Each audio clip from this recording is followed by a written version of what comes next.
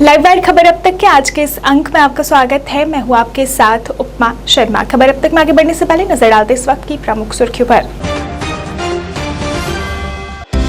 अल्ताफ बुखारी ने कहा, जम्मू कश्मीर में हालात सामान्य, जमात इस्लामी और अन्य धार्मिक नेताओं की रिहाई की मांग।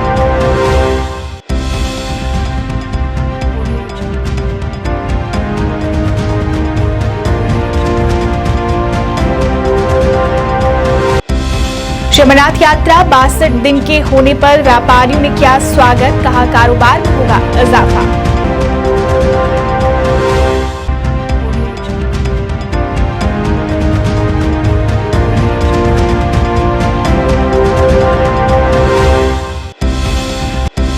अरनिया में पाए गए कोरोना के 3 मामले, लोगों से की जा रही कोरोना नियमों का पालन करने की अपील।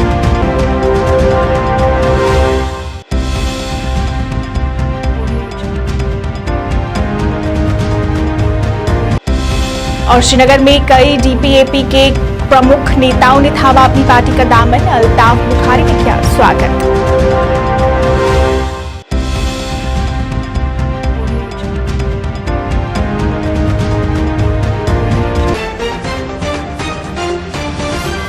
अब समाचार विस्तार से। अपनी पार्टी के संस्थापक अल्ताफ बुखारी ने आज श्रीनगर में मीडिया से बात की। बुखारी ने कहा कि जम्मू कश्मीर प्रशासन को अब जमात इस्लामी नेताओं और अन्य धार्मिक नेताओं को रिहा कर देना चाहिए। उन्होंने कहा कि जम्मू कश्मीर में अब हालात सामान्य हैं और यहाँ के लोग अमन और भाईचारे से रह रहे हैं। मैं यूपी में हुई अतीक अहमद और उनके भाई की हत्या पर पूछे गए सवाल पर कहा कि वो जम्मू कश्मीर के मुद्दों पर आवाज उठाते हैं, उनको यूपी से कोई लेना देना नहीं है। इस दौरान अल्ताफ बुखारी ने अन्य भी कई मुद्दों को लेकर बात मुहिम की है। इसी तरह इसमें एक इम्पॉर्टेंट रोल है मजहबी जमातों का। मैंने पहले भी दरख्वास्त की है वक्त की एडमिनिस्ट्रेशन से। हमारे मौलवी उमर फारूक साहब हैं, हमारे मौलाना दाऊदी साहब हैं, हमारे मुश्ताक वीरी साहब हैं, हमारे जमात इस्लामी ऐसा जमात इस्लामी को पॉलिटिकल एक्टिविटी पे अगर एतराज़ कोई है, अब तो मुझे नहीं लगता है उनकी कोई ऐसी एक्टिविटी है जो मुल्क के मफाद में नहीं है। दे शुड बी अलाउड, ताकि वो इसमें हमारी काफ़ी मदद कर सकते हैं। और बहरहाल जमात इस्लामी एक पॉलिटिकल ऑर्गेनाइजेशन भी थी, ठीक है, और एक पोजीशन उन्होंने ली थी। अब मुझे नहीं लगता है आज के दिन में जमात इस्लामी की वैसी कोई एक्टिविटी है उन पे से बैन उठाना चाहिए। And they should be allowed to do a religious activity, क्यों ये तो हक है सबका। और जैसे आपने कहा कैदियों की रिहाई, हमारी तो कोशिश बदस्तूर जारी है। जो 8 मार्च 2020 को हमने शुरू की थी, उस वक्त भी सबसे इम्पॉर्टेंट मुद्दा था जो लोग बाहर के जेलों में बांध थे। अल्लाह के फजल से उस वक्त हम 1600-1700 लोग छुड़ाने में कामयाब हुए। और जो हमने आजकल ये मुहिम शुरू की है, इसमें हम नहीं कहेंगे हम हंड्रेड्स में छुड़वा पा रहे हैं, इक्का दुक्का तीसरा कहीं चल रहा है। आहिस्ता आहिस्ता हमें उम्मीद है। आज मैं अपील करूंगा एलजी साहब से कि इस ईद के मुक़द्दस त्यौहार पे अगर इन नौजवानों को रिहा किया जाए जो मुख्तलिफ जेलों में हैं, और इनको नए सिरे से अपनी ज़िंदगी जीने का मौका दिया जाए। अफसोस ही नहीं है, नाअहली है, इस प्रेजेंट एडमिनिस्ट्रेशन की नाअहली है। They should have seized the initiative. जो इस वक्त माहौल है अमन का, जो इस वक्त माहौल है जम्मू एंड कश्मीर, खासकर वादी कश्मीर में लोग जश्न मनाते हैं। आज शब कदर है, ये हमारे लिए बहुत ही मुकद्दस है। जुम्मतुल विदा बहुत मुकद्दस था। मुझे मालूम नहीं है अगर ये अफसरान जिम्मेवारी नहीं लेना चाहते हैं, जिम्मेवारी से डरते हैं, if they are shirking from responsibility, they should LG administration should jolly well look for new officers. World can go without Totaram. It is not that Totaram is only the one who can run Jammu and Kashmir. ऐसे ये कौन सा हिसाब है? जितनी normal सी लोगों ने की है, ये पानी फिरते हैं उस पर।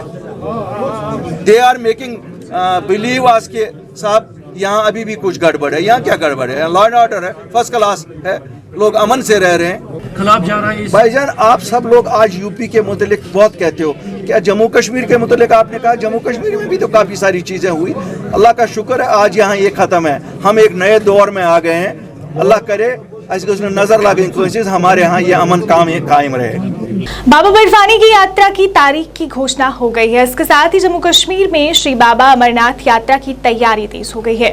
इस बार 1 जुलाई से 30 अगस्त तक चलने वाली श्री अमरनाथ यात्रा के लिए जम्मू कश्मीर की 20 बैंक शाखाओं में आज से ऑफलाइन पंजीकरण प्रक्रिया भी शुरू की जा चुकी है। इस बार ये यात्रा 62 दिन की होने वाली है, जिसको देखते हुए व्यापारियों में काफी खुशी है। व्यापारियों ने कहा कि पिछले कुछ वर्षों में कोरोना के कारण उनका काफी नुकसान हुआ है और अब जब ये यात्रा पहली बार इतने दिनों की होने जा रही है तो उन्हें इससे काफी उम्मीदें हैं। उन्होंने इस कदम का स्वागत किया। हमारे हिंदू रिलीजन में आपको पता है महादेव की बहुत ज़्यादा प्रतिमा है और उनके दर्शन करने के लिए लोग ऑल ओवर इंडिया बहुत ज़्यादा एक्साइटेड रहते हैं और विज़िट करना चाहते हैं। अब जो अमरनाथ की यात्रा है उसका जो टाइम पीरियड होता है वो बड़ा लिमिटेड होता है, उसमें बहुत सारे भक्त जो हैं वो यात्रा करे बिना ही उनको गुजारा करना पड़ता है। तो मौसम को ध्यान रखते हुए और आपको पता है कि जहाँ पे उसका ऑल्टीट्यूड है, जहाँ पे बसे हुए हैं अमरनाथ यात्रा का जो श्राइन बसा हुआ है, वहाँ तक पहुँचना इतना आसान नहीं रहता। तो गवर्नमेंट ने अगर ये डिसीजन लिया है कि ये जो टाइम पीरियड बढ़ाने का, ये बहुत अच्छा डिसीजन है और वेल इन टाइम उन्होंने रजिस्ट्री अभी से रजिस्ट्रेशन स्टार्ट कर दी हुई है। आई थिंक आज से उन्होंने रजिस्ट्रेशन भी यात्रियों की स्टार्ट कर दी है। तो इससे जो है एक तो क्योस भी कम होगा और ज़्यादा से ज़्यादा लोग सीज़न में जो है यात्रा कर पाएंगे, क्योंकि इसका जो अपॉर्चुनिटी है वो सिर्फ साल में एक बार मिलती है, उसके बाद दोबारा तो वहाँ पे जाया नहीं जाता। देखिए जम्मू का यहाँ तक आप देखेंगे ना, अभी बिज़नेस जो है पहले जैसे 100% जो हमारा रघुनाथ बाजार का जो बिज़नेस था, तो यहाँ टूरिस्ट काफ़ी ज़्यादा आता था, क्योंकि लोग वैष्णो देवी जाते थे तो ट्रेन यहाँ से जाती थी, तो ट्रेन लेने के लिए वो जम्मू में आना पड़ता था उनको। तो वो रघुनाथ जी के मंदिर के दर्शन करते थे, उसके बाद यहाँ पे शॉपिंग करते थे, उससे काफ़ी अच्छा बिज़नेस यहाँ पे होता था। लेकिन जब से ट्रेन कटरा चलेगी तब से जो था बिज़नेस थोड़ा कम हो गया। लेकिन फिर हमने देखा कि पिछले कुछ सालों से, क्योंकि अमरनाथ जी की जो यात्रा है उसका बेस कैंप जो है वो जम्मू ही है, भगवती नगर में ही है, उसका फ़ायदा जो है जम्मू को काफ़ी ज़्यादा होता था। तो यहाँ का जो अब ये है डिपेंडेंस जो था वो अमरनाथ जी की यात्रा के ऊपर ही ज़्यादा है। और इस बार बड़ी अच्छी ये खबर मिली है कि यात्रा की ड्यूरेशन जो है इन्होंने बढ़ा दी है, तो अभी 62 डेज़ की यात्रा होने जा रही है। उससे जो जम्मू के व्यापारी हैं और जो रघुनाथ जी के बाज़ार के व्यापारी हैं वो काफ़ी उत्साहित हैं। और यहाँ पे जो ड्राई फ्रूट ट्रेड है, हैंडलूम ट्रेड है, यहाँ की जो होटल इंडस्ट्री है, इनको काफ़ी अच्छा ये उम्मीद है कि इस बार काफ़ी अच्छा बिज़नेस देखने को मिलेगा।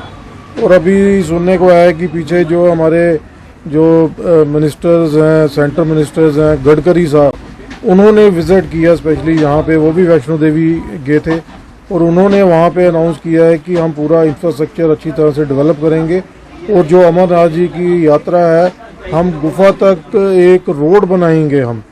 तो उससे क्या होगा कि जो है वहाँ की जो अप्रोच है वो काफी अच्छी हो जाएगी। अरनिया में कोरोना के 3 मामले पाए गए हैं। क्षेत्र में लोगों से कोरोना नियमों का पालन करने की अपील की जा रही है। पिछले 3 दिनों में अभी तक 74 लोगों की जांच की गई है, जिसमें अभी तक 9 मामले संक्रमित पाए गए हैं।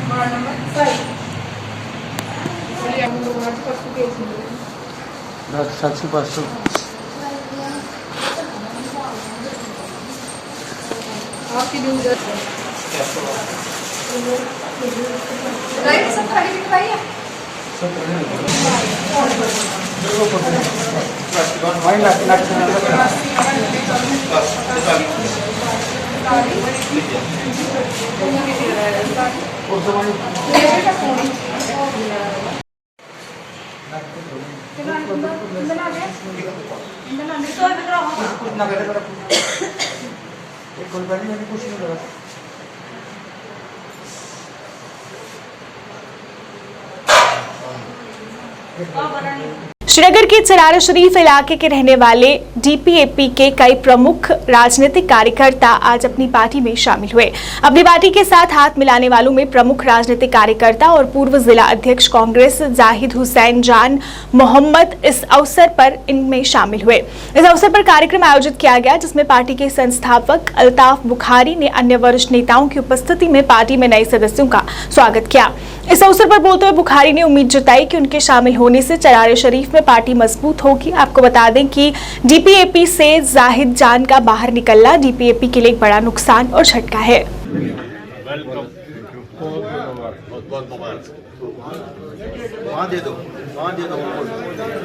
मेरा पॉलिटिकल कैरियर जो है वो बहुत पुराना है। 25 सालों से मैं पॉलिटिक्स में एक्टिव हूँ। मैं कांग्रेस में 20 साल तक ज़िला प्रेसिडेंट रहा हूँ और 2 असेंबली इलेक्शन मैंने कंटेस्ट किए कांग्रेस की टिकट पे। और उसके बाद मैं आज़ाद साहब के साथ चला गया उनकी पार्टी में, क्योंकि आज़ाद साहब के साथ मेरी दिल से उनकी काफ़ी मेरी मान्यता है। और उस वजह से मैं कांग्रेस से निकल के आज़ाद साहब की पार्टी में चला गया। लेकिन 8 महीने गुजरने के बाद भी डीपीएपी में अभी तक पार्टी का ढांचा भी नहीं बना है। कोई रोड मैप नहीं है, कोई उनका मैनिफेस्टो नहीं है। चूँकि मेरा आपको पता है बहैसियत चेयरमैन, बहैसियत डिस्ट्रिक्ट हेड कांग्रेस पार्टी, बहैसियत एक रिप्रेजेंटेटिव सारी शरीफ कॉन्स्टिट्यूंसी का, आप लोग बखूबी जानते हैं कि मैंने कितना काम किया है। और मेरी आदत है मैं अपने लोगों की खिदमत करूं, अपने लोगों की खिदमत कर सकूं। चूँकि जब मुझे लगा कि वहाँ उनके पास कोई रोड मैप नहीं है और हम दिन ब दिन पीछे होते चले जा रहे हैं और लोगों की सेवा में हम कुछ भी नहीं कर पाते हैं, फिर मैंने गौर खोज किया। फिर मैंने देखा कि जो हमारे जम्मू कश्मीर में जितनी भी पॉलिटिकल पार्टियां हैं, सबों पे मैंने नज़र डाली, सबों पे मैंने गौर खोज करके ये देखा कि वाकई तौर अगर आज के डेट में कोई पार्टी है वो है अपनी पार्टी जनाब अल्ताफ बुखारी साहब की क़यादत में, जो सचमुच में जो कभी आज तक इक़्तिदार में अल्ताफ साहब नहीं रहे, मिनिस्टर रहे, इनकी हुकूमत ये नहीं थी वैसे थी चीफ मिनिस्टर या वैसे थे एक अलग पार्टी के सरबराह के हैसियत से। लेकिन उसके बावजूद भी जब उन्होंने पार्टी बनाई और पार्टी बनने के तुरंत बाद ही आज के डेट में ये सिर्फ वाहिद शख्स हैं जो हर सतह से लोगों की खिदमत में लगे हुए हैं, लोगों के काम में लगे हुए हैं, बिना किसी भेदभाव के, बिना किसी वो जो पॉलिटिकल लोग वो पॉलिटिक्स खेलते हैं, पीछे कुछ बोलते हैं और लोगों को कुछ बोलते हैं, सेंटर में कुछ बोलते हैं और कश्मीर के लोगों को कुछ कह के उनको बेवकूफ़ बना रहे हैं। मुझे इनकी ये बात ज़बरदस्त पसंद आई कि ये स्ट्रेट फॉरवर्ड है, साफ दिल है, बेबाक है और जो बोलते हैं साफ बोलते हैं। श्रीनगर के हजरतबल इलाके में कश्मीर विश्वविद्यालय के पास एक बहुमंजिला शॉपिंग कॉम्प्लेक्स में भीषण आग लग गई। घटना के तुरंत बाद आग बुझाने के लिए दमकल विभाग की गाड़ियां मौके पर पहुंच गई। इस बारे में जानकारी देते हुए उप निदेशक अग्निशमन सेवाएं बशीर अहमद शाह ने कहा कि अग्निशमन अभियान जारी है और आग को और फैलने से रोका लिया गया है। हालांकि इस घटना में किसी के हताहत होने की खबर नहीं है। स्थानीय लोगों ने आरोप लगाया कि दमकल की गाड़ियां समय पर नहीं पहुंची।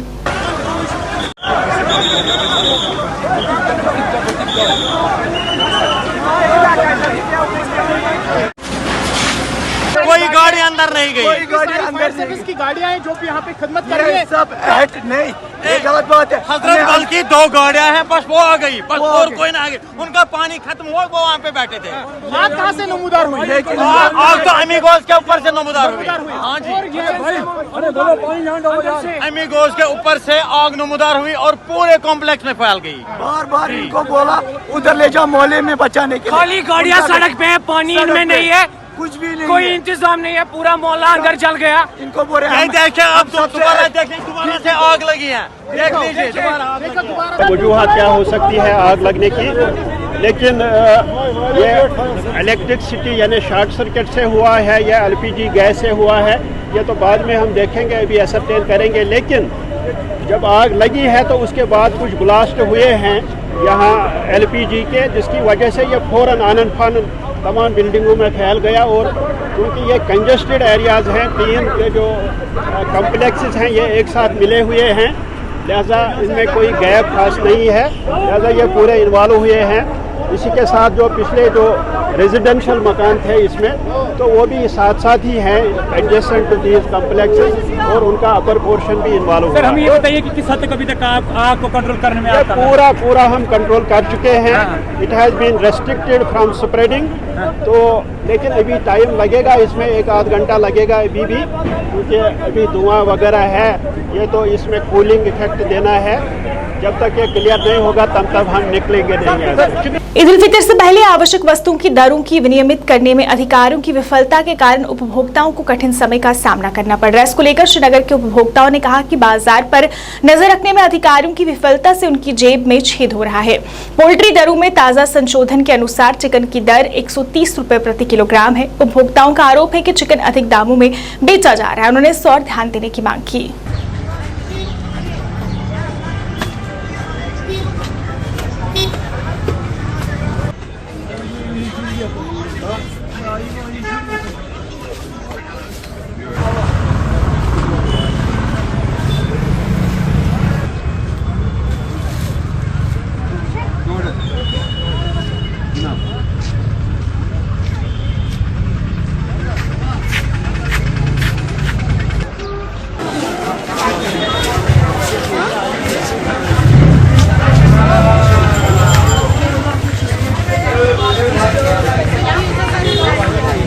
मार्केट में इस वक्त ख़रीदार है तो अच्छा सा रश भी दिख रहा है। 2-3 दिनों से काम में फ़र्क हुआ, अब तो काम अच्छा खासा दिख रहा है।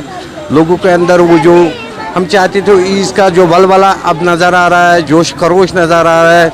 लोगों के चेहरे पे मुस्कुराहट है और अच्छी सी ख़रीदारी भी है, और हर दुकान के पास भी आप इस वक्त ख़रीदार है। तो पहले कुछ दिन में तो काम नहीं था, तो मगर शुक्र अल्हम्दुलिल्लाह काम तो अब हो रहा है। इस वक्त जो भी ख़रीदारी हो रही है वो ईद की ही खरीदारी हो रही है। मार्केट में जो भी रश है वो ईद की खरीदारी कर रहे हैं। शुक्र अल्हम्दुलिल्लाह, हम शुक्र बजा लाते अल्लाह का कि थोड़ी बहुत काम में इम्प्रूवमेंट हो गई और लोग घरों से बाहर आ रहे हैं और ख़रीदारी में वो मशगूल है इस वक्त। जो आप कारोबार के मुतल्लिक बात कर रहे हैं हमसे, कारोबार बिल्कुल 0% है। उसकी मेन वजह है कि महंगाई बहुत ऊंचाई पर छू गई है। आप देखो कि लोगों की इतनी हैसियत नहीं है जितनी उनकी आमदनी है, जिसको हम मोटे तौर पर कहते हैं आमदनी अठनी खर्चा रुपया। और इस वक्त पूरे कश्मीर में इकॉनमी जो है वो बिल्कुल ज़वाल पजीर हो रही है। अगर अब किसी का पैसा इस वक्त घूम रहा है वो गवर्नमेंट एम्प्लॉयज़ के मुलाजिमों की पैसे घूम रहे हैं इस वक्त मार्केट में। बाकी जो मज़दूर तबका है दूसरे कारोबार के साथ ताल्लुक़ रखते हैं वो बिल्कुल खाली हो चुके हैं। और इस वक्त सबसे बड़ी बात यह है कि जो ये स्मार्ट सिटी इस वक्त बन रही है ये बहुत ही अच्छी बात है। हम वेलकम कर रहे हैं, पूरा ट्रेड इसको वेलकम कर रहा है, चाहे वो नॉर्थ ईस्ट साउथ या किसी भी जगह से हो। रामबन के लोग सड़क की बदहाली से पंचायत के लोगों को परेशानी हो रही है। पीएमजीएसवाई विभाग के अधीन सड़क की बदहाली से पंचायत शगन और आसपास के क्षेत्र के लोगों को परेशानी हो रही है। हमारे संवाददाता से बात करते हुए सामाजिक और राजनीतिक कार्यकर्ताओं ने जिला प्रशासन से इस मामले की जांच करने की मांग की है ताकि इस बदहाल सड़क से निजात मिल सके। हम भी नहीं रहेंगे, अगर पीछे बच्चों के लिए अच्छा हो जाएगा।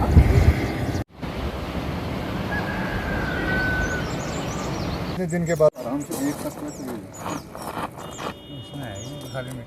ये हाँ आप देख सकते हैं, ये वो खत्म है यार। ये ऐसे काला कर दिया था उसने, बस ये बस इतनी शाल ना बस करो, इतनी और शाल तो बोल या तो हो जा बस कर बस। इसकी चौड़ाई भी ना। हेलो क्या आप सिंह नहीं इधर ऊपर भी था, थोड़ा खतरा भी पड़ा है गाड़ी। अच्छा रह रहे हो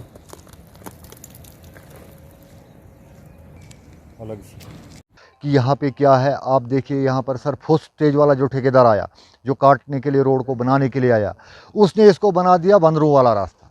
शायद बंदर भी इस पर नहीं चल पाएगा, तो वो बना के तो चला गया। वो आया दूसरा सेकंड स्टेज वाला ठेकेदार, उसने इसको कालक कर दी।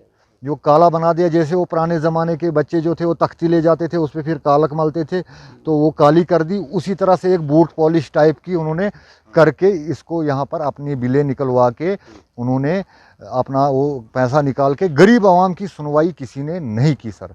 दूसरा सर, हमारे साथ इस रोड की वजह से हुआ कि हमारा एक शादी थी यहाँ पर, गाड़ी का एक्सीडेंट हुआ जिसमें 7 लोग मर गए इस पंचायत के।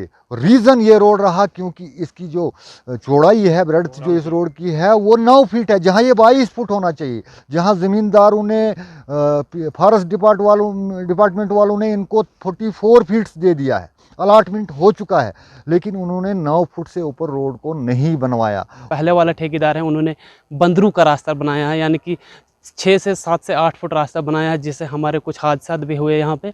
उसके बाद जो हमारा दूसरा ठेकेदार आया फारूक अहमद शेख, उन्होंने जब यहाँ पे काम स्टार्ट किया, हमें इस काम के बारे में पूरा पता था क्योंकि हमारे भाई जो है ऑलरेडी इस काम में घुसे हुए हैं। बाहर उनका काम है, रोडों का काम है, हमें पता है किस टाइप कैसा काम होना चाहिए। तो जब हम लोगों ने इसके बारे में बात की तो हमारे ऊपर कंप्लेंट की गई, थानों पे कंप्लेंट की गई, वहाँ पे गए हम। तो यही था उनका कहना कि हमें पूरे स्टाफ के साथ बनते थे। रही बात जब हमारा यहाँ काम, यहाँ सबसे पहले तो हमें गिले हैं अपने जो यहाँ हमारे पास जो लोग बड़े बड़े लोग अपने आप पे दावा करते हैं, डीडीसी हो, बीडीसी हो, जो यहाँ हमारे ये सरपंच साहब, किसी ने इस काम में इंटरेस्ट नहीं दिया। क्योंकि पहले जिसने कटिंग की उसने उसमें बहुत, उसकी चौड़ाई बहुत कम है सर। मुश्किल से यहाँ हमारी सोमू क्रॉस होती है, उसका भी एक्सीडेंट होने का बहुत चांसेस होती है। यहाँ पे एक एक्सीडेंट भी हुआ जिसमें 7 आदमी हमारे मारे गए, यहाँ हमारी पंचायत के थे वो। तो दूसरी बात, उसके बाद हमने डीसी साहब को भी एप्लीकेशन दी थी कि जनाब हमारे रोड में कोई मलबा नहीं हटा रहा है, दीवार नहीं लगा रहा है, जनाब मेहरबानी करिए, डिपार्टमेंट को बोलिए। यहाँ पे एक ठेकेदार है फारूक अहमद शेख उसका नाम है, जिसने मैगडम डाला यहाँ पे।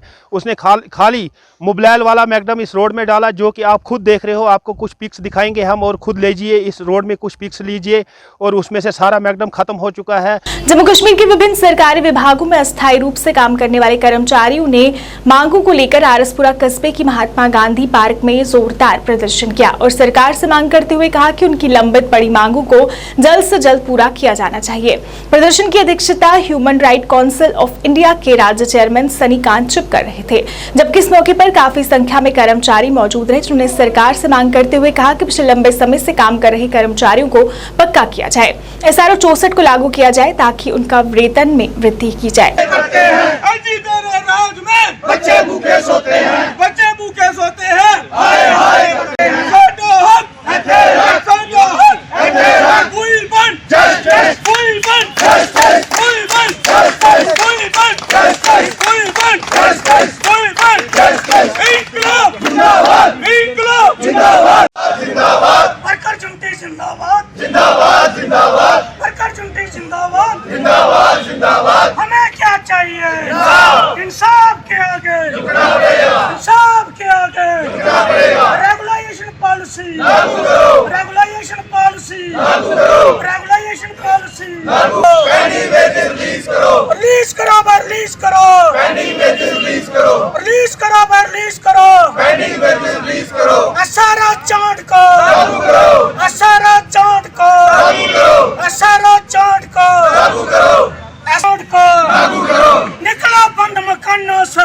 जंग लड़ो बेईमानों से, निकलो बंद मकानों से, जंग लड़ो बेईमानों से। हम इरिगेशन डिपार्टमेंट से है, जम्मू से आया है। मेरे भाई सनी कांचुप और आरसपुरा के जितने भी मेरे भाई हैं, इन्होंने हमें और यहाँ पर आमंत्रित किया है। हम इनकी सुध लेने के लिए आरसपुरा में आए हैं। मैं आपके चैनल के माध्यम से यह कहना चाहता हूँ, जैसे सनी कांत भाई चिप जो है वो हमारी फाइल को लेके सेंटर में गए, मैं यहाँ के जो 25 के 25 विधायक बैठे हुए हैं, मैं उनसे ये पुरजोर अपील करता हूँ कि जैसे माननीय प्रधानमंत्री नरेंद्र दामोदर दास मोदी जी ने नारा लगाया था, बेटी पढ़ाओ बेटी बचाओ, मैं आपके चैनल के माध्यम से यह कहना चाहता हूँ माननीय प्रधानमंत्री जी, ये जो 61,000 डेलीवेजर लोग हैं, ये आपकी ही राह को देख रहे हैं। हम चाहते हैं कि जो फसलें उगाने वाले लोग हैं, 230 दिन को ज़्यादा साड़ा समय हुई है अं स्ट्राइक पर बैठे थे। अं सरकार तक गल पहुँचाने की कोशिश की, लेकिन सरकार साड़ी गल की जा तो सुने दी नहीं है तो जा अनसुना करा दी है।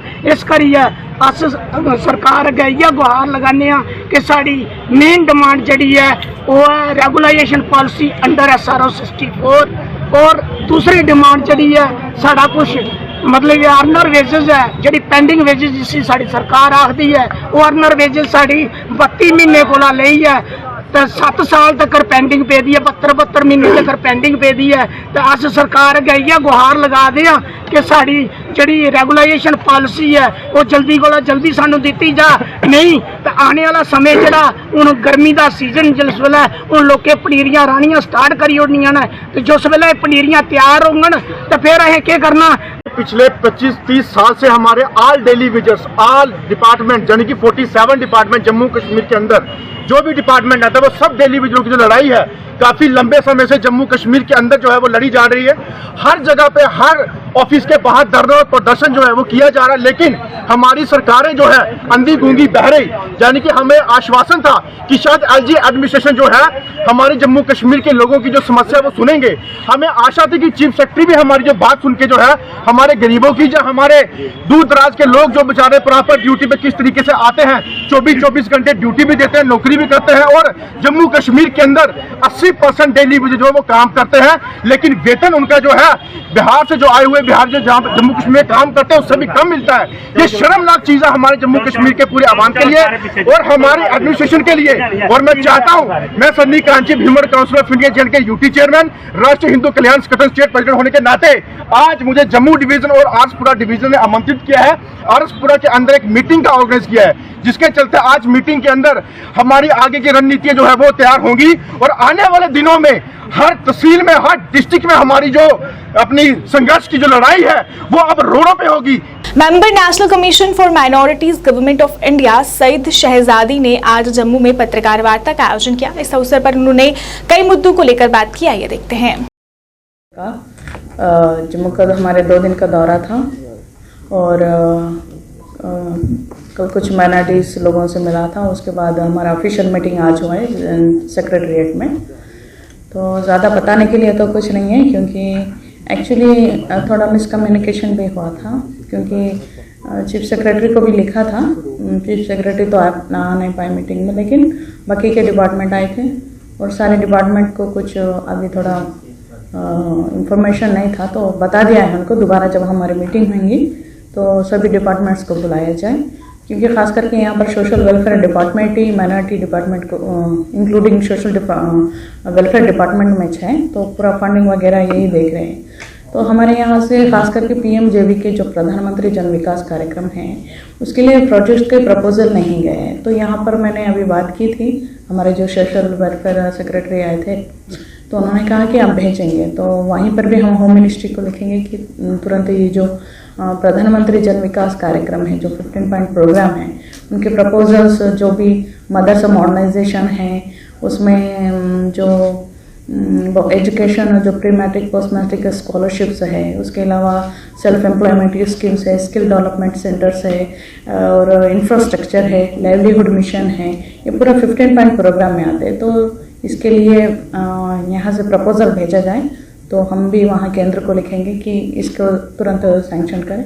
और बाकी का सब ठीक है, कुछ हद तक हमारे स्कीम्स के बारे में अवेयरनेस नहीं है लोगों में, तो सरकार के जम्मू कश्मीर डिपार्टमेंट जो हमारा है उनको बताया गया है, सोशल वेलफेयर डिपार्टमेंट से एक अवेयरनेस कार्यक्रम चला है कि माइनॉरिटीज़ के लिए मोदी जी और स्टेट गवर्नमेंट क्या क्या कर रही है, कौन से स्कीम्स इम्प्लीमेंट कर रही है, उनको कैसे अप्लाई कर रहा है, कैसे उनसे बेनिफिट ले लोग। जो हमारे प्राइम मिनिस्टर चाहते हैं सबका साथ सबका विकास और सबका विश्वास, तो इसके खातिर ये डिज़ाइन किया गया है 15 पॉइंट प्रोग्राम, उसके तहत ही अभी बढ़ रहे हैं। और ख़ास करके एजुकेशन में बहुत से बदलाव आए हैं। मुस्लिम गर्ल्स में ड्रॉप आउट बहुत कम हुआ है अभी, तो ये सब बातें थे।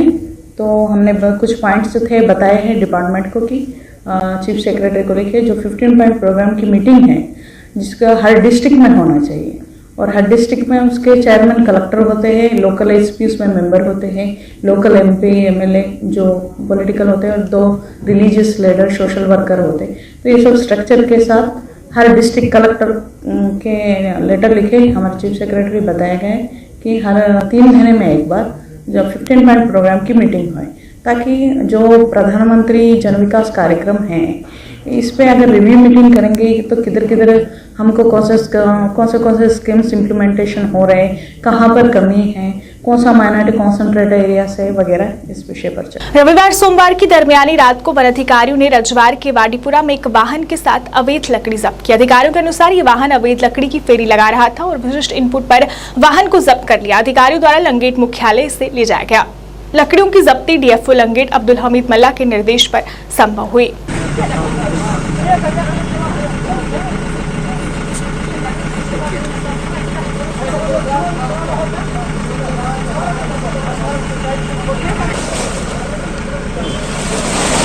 बंद कर बंद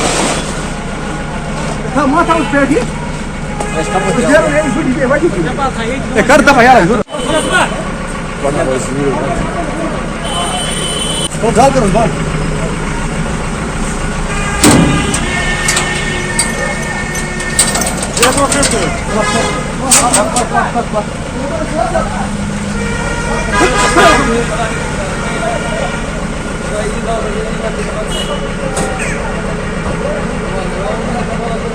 लाइव वायर खबर अब तक के आज के इस अंक में फिलहाल इतना ही। इसी के साथ मुझे और मेरी पूरी टीम को दीजिए इजाजत और आप देखते रहिए लाइव वायर। नमस्कार।